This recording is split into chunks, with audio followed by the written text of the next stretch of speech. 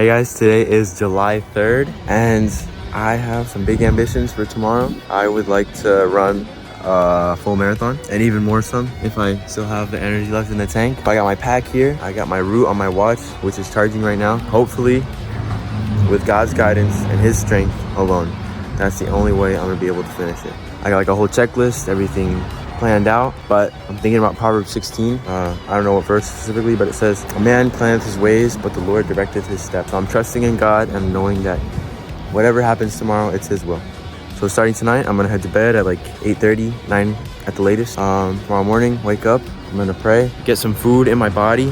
I have some oats with banana and peanut butter. I'm gonna do my devotional and get ready, change, make sure my pack is loaded. I'll show you guys like everything I got. I made like a specific list. Take some energy chews. Oh, and I'm gonna stretch and then I'm gonna have. Whatever happens tomorrow is the Lord's will. So I'm trusting in him. I'm super excited and I'm really hoping that I'm able to do this. Because it's been a while since I've run past my max distance.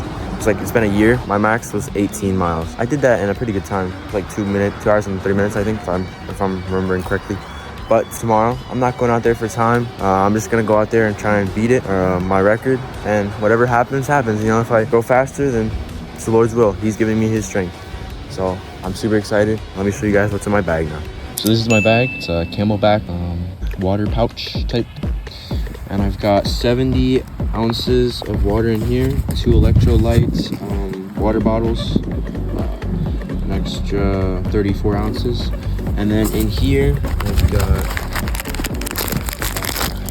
got my waffles and then my energy window. That is the setup that we've got going on. And I've also got God. That is the number one thing going for me right now. So I'm gonna trust in him, and whatever happens tomorrow, it's his will. But yeah, this will be my first marathon officially. If you guys ever want to challenge yourselves, just get out there and do it. You know, that's really the most thing I could say to you, is just to get out there and do it. You know, because your brain is gonna want to hold you back. It's gonna want to, you know, give you excuses and say reasons why, you know, you shouldn't or why you can't. But, you know, you gotta win over your mind, and you can only do that with God's guidance. So with his strength, hopefully tomorrow, I will finish strong. I love you guys. Good morning, guys. Okay, so it's 6 o'clock and I wasn't planning on waking up at this time. I was planning on waking up earlier, but the Lord had other plans. He wanted me to get more sleep, so I'm just gonna trust in him. And I'm gonna go through everything. I'm gonna read, and then I'm gonna be out of here by 7, I think. And yeah, we'll see what happens. Just checking in. I just started. I did my stretching, prayed, and just gave it to God. This pack is sloshing around, but it's whatever. So whatever happens, I know it's God's will. I figured out a new path. I'll do the trail I run. Just 5 miles twice, and then I got an 8-mile loop to finish it off. So, see what happens. It's all in God's hands. Love you guys. Hey guys. So I'm stopped right now. Taking a quick break. It's 9:22. I'm like an hour and 40 minutes in, halfway. And I just had to go to the bathroom, refuel. I'm feeling strong. It's getting hard, but I'm pushing through with God's strength. And hopefully my supplies last me. I just gotta stay close to him. 13.2 miles. Halfway, I think. I love y'all. Woo! Nah, this isn't sweat, this is just water. But this is how I feel right now. I feel horrible, bro. I don't understand how people can do this. I got like 11 miles left to go. Almost at mile 16.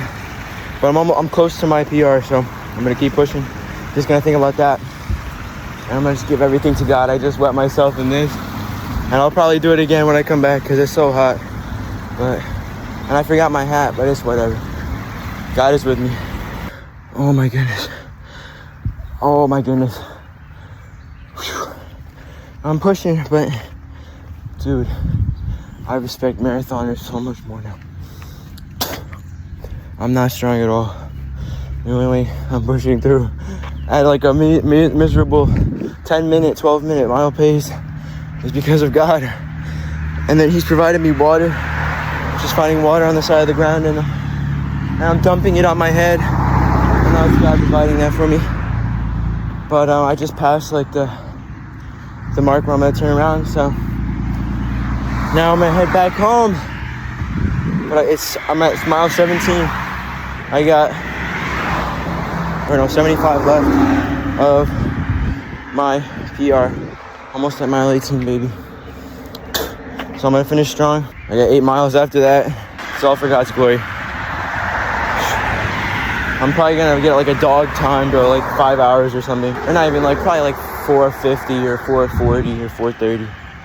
But like, I'm pushing through, and that's what matters. I wanted to run a marathon, so that's what I came out here to do. So I'm gonna get back to the stopping, like the halfway point and turn-around point. I'm gonna refuel, and gonna keep going. I'm officially in uncharted territory. Just passed over the 18-mile mark. So I've never gone this far before, but pushing through. My calf fits, but I'm pushing through. I got like 8 miles to go. So I'll see you back in the house or whatever. Dude, people are so kind. I was stopped at Turkey Hill, filling my water, and this cop came up to me and was like, "You got a water pouch? You're doing some running?" I'm like, "Yes, sir." 20 miles in. He's like, "Were you training for something?" And I'm like, "Yeah, I'm training for a marathon." He's like, "You can't run one?" And I'm like, "No, you can't. You gotta be 18. And he's like, "Dude, that's insane," or something like that. He's like, "My name's John." And I told him my name. And he's like, "Put some miles in for me." So these last 5 or 6 miles are for God and Sean.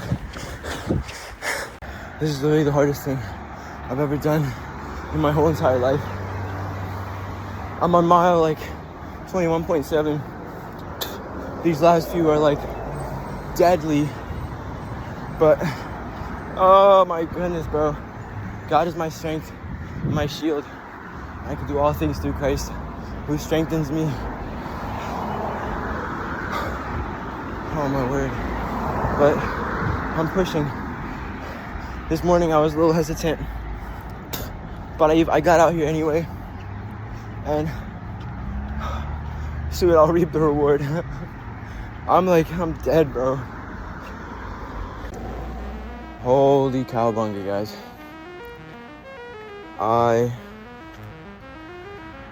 Not by myself, but with God's strength, was able to push past my old limit, or my old PR, and achieve a new PR today. Again, not by my strength, but I ran a marathon today. Today's the 4th of July. Imagine that.